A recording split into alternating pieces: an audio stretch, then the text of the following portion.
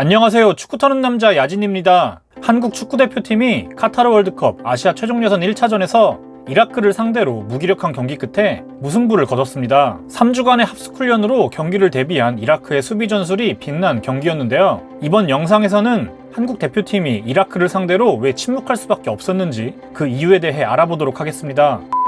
한국은 4-1-4-1의 공격적인 라인업을 들고 나왔습니다. 손준호에게 수비를 맡긴 뒤 나머지 선수들의 적극적인 공세가 예상됐죠. 하지만 상대도 이를 모를 리 없었습니다. 이라크의 수비 형태는 주목할 만한 부분이 많았는데요. 일반적으로 한국을 상대하는 아시아 팀들의 밀집 수비는 5백이든 6백이든 최전방 원톱을 제외하고 모든 선수들이 박스 앞에서 플랫한 수비 형태를 보여줍니다. 하지만 이라크는 어땠을까요? 경기 초반의 모습만 보면 그냥 일반적인 형태의 4-2-3-1 혹은 수비 시엔 4-4-1-1의 형태로 보이기도 했습니다. 그러나 실질적으로는 재밌는 모습을 보여주는데요. 일단 공격형 미드필더로 나선 13번의 라산을 활용해서 우리의 후방 빌드업을 방해합니다. 공격수 밑에 위치하는 라산은 손준호든 황인범이든 후방에서 패스로 만들어가려는 선수를 적극적으로 압박하죠. 그리고 당연하게도 한국의 왼쪽 측면을 강하게 경기하는데요. 물론 손흥민의 존재 때문입니다. 손흥민을 경기 내내 힘들게 한 21번의 셰르코 카림은 본래 공격수 출신이지만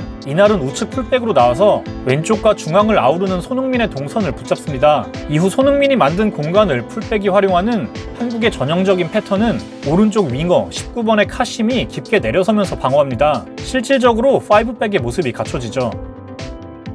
좌우 모두 풀백의 오버래핑을 적극 활용하는 한국의 공격을 생각한다면 반대쪽에도 똑같이 수비하는 게 맞겠죠. 하지만 이미 한 명의 미드필더는 우리의 후방을 압박하는 데 사용되고 있기 때문에 왼쪽마저 똑같이 수비한다면 박스 앞 공간이 너무 헐거워지는 부담이 생깁니다. 이 선에 많은 선수들이 모이는 한국을 상대로는 너무 무리가 따르는 수비죠. 따라서 이라크는 어느 정도 모험수를 두는데요. 왼쪽 윙어로 나선 8번 바예시는 완전히 우리의 풀백을 따라 내려가는 것이 아니라 중원과 측면 사이의 공간에서 양쪽을 모두 커버합니다. 이는 8번에게 수비적으로 큰 부담이 될 수 있는 선택이죠. 결과적으로 수비 시 5-3-1-1과 비슷한 형태가 되는데요. 한국의 왼쪽은 완전히 틀어막을 작정이고 오른쪽엔 어쩔 수 없이 빈틈이 생길지라도 중원 수비 역시 포기할 수 없기 때문에 8번의 활동량을 믿겠다는 얘기라고 할 수 있죠. 그렇다면 공격하는 한국 입장에서는 왜 이걸 뚫기 힘들었을까요? 한국의 기본적인 공격 방식을 보면 손준호가 후방으로 내려가고 황인범 역시 낮은 위치에서 볼을 뿌려주며 전개하는 것에 집중합니다. 그리고 이재성이 도움이 필요한 곳곳으로 이동하며 넓은 활동 반경을 보여줬고 손흥민 역시 위치에 구애받지 않고 중앙으로 자주 움직이는 모습을 보여주죠.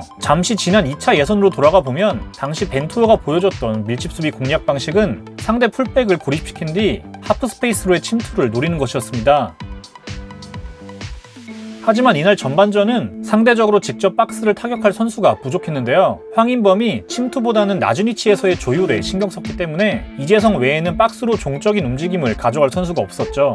하지만 무엇보다 가장 큰 문제였던 건 우측면 공격이었습니다. 앞서 얘기했듯 손흥민이 있는 왼쪽 측면은 어차피 상대가 집중적으로 막으려 하기 때문에 이라크가 상대적으로 리스크를 안고 있는 반대쪽에서 활로를 풀어야 했는데요. 의아했던 건 송민규가 우측 윙어로 기용된 점입니다. 프로 커리어 내내 왼쪽에서 뛰던 송민규를 오른쪽에 깜짝 기용한 것인데요. 그러나 경기를 아무리 돌려봐도 송민규를 우측에 기용한 의도를 개인적으로는 파악하지 못했습니다.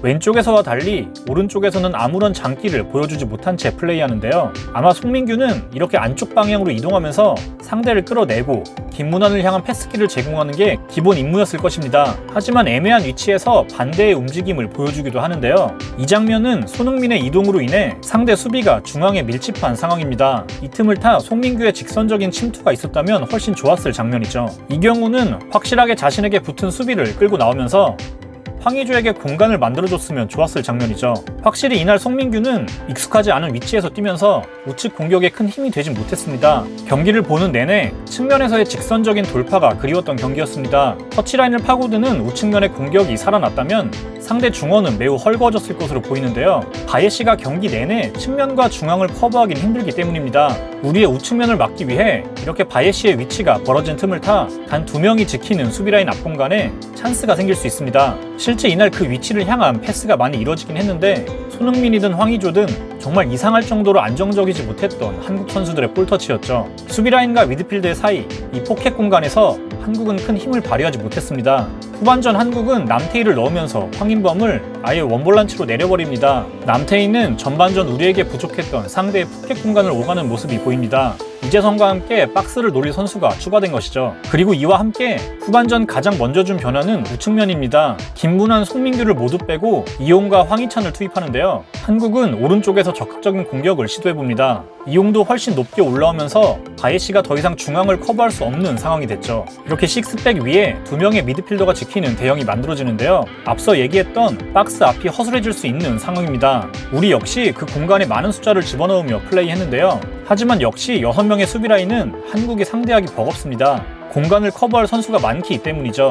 지난 레바논전에서 고전했던 식스백 수비의 악몽이 되살아난 장면입니다. 후반전은 완전히 식스백으로 내려선 이라크를 상대했습니다. 풀백을 끌어내며 패스키를 확보해 박스로 전진하긴 하지만 공격 마무리가 좋지 못했죠. 결국 식스백을 세웠을 때 이라크가 안고 있는 위험 요소, 박스 앞에서의 공격적인 움직임이 필요했지만 기껏 잡은 기회도 날려버리고 말죠. 부정확한 슈팅, 그리고 손흥민의 지나치게 이타적인 플레이 등 여러 가지 이유가 있었습니다. 이날 그나마 가장 위협적이었던 한국의 공격 루트는 홍철의 크로스였습니다. 한국 대표팀은 결국 첫 경기에서 무승부를 거둔 채 다음 레바논전을 치르게 됐습니다. 레바논은 지난 2차 예선에서도 한국이 고전했던 상대인데요. 이번에도 같은 수비 방식을 들고 나올 가능성이 크기 때문에 한국 대표팀은 또 하나의 숙제를 안게 됐습니다. 시청해주셔서 감사합니다.